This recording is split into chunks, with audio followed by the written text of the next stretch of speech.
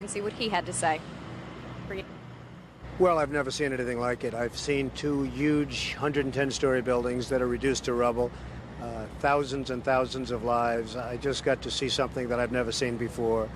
I have hundreds of men inside working right now, and we're bringing down another 125 in a little while, and they've never done work like this before. And they're hardworking people, but they've never seen anything like it, and they've never done work like this before. It's terrible. Tell me what it's like at Ground Zero. Tell me about the workers that you saw and what they're doing there. Well, not only is it devastation, but it's very dangerous because every few minutes a whistle would go off and everybody would just run because you have all the buildings around it, which are in such a weakened state that people just don't know. And so they just have to take off. And then they come back and they're working under 50-story buildings that you don't know if they're going to fall down. So it's a terrible thing for the workers, and it's a terrible thing for the world, really.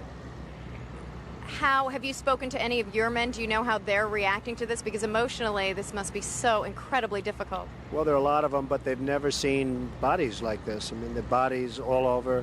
The great thing is when they find somebody that's alive, like the 5 firemen that they just found a little while ago. So that's the great thing, and that's what they're all striving for. But generally speaking, that's not the case. So they are working very, very hard, but it's a very depressing situation for these folks. As you walked around and as you saw the piles of rubble, there are thousands of families out there who are hoping that someone might be in a pocket somewhere, still alive, still breathing, waiting to be dug up. As you assessed that damage from your perspective, do you believe that's possible? Well, I would certainly not want to be the one to say it's not possible. Certainly it's a tough situation, but you can't give up hope because there's always hope. I mean, the 5 men, I'm sure their families thought that they probably were gone, and now they walk in the door. A couple of them walked away after they were dug out. So there probably are some more people in there, and therefore you can't give up hope. You've had an impact on the skyline of New York. What is it like as you see it now? It's like a whole different skyline. It's like a whole different city and world. I cannot believe the sight of Lower Manhattan without the World Trade Center, and therefore we have to rebuild, not necessarily in that form, but we have to rebuild at least as good and maybe better.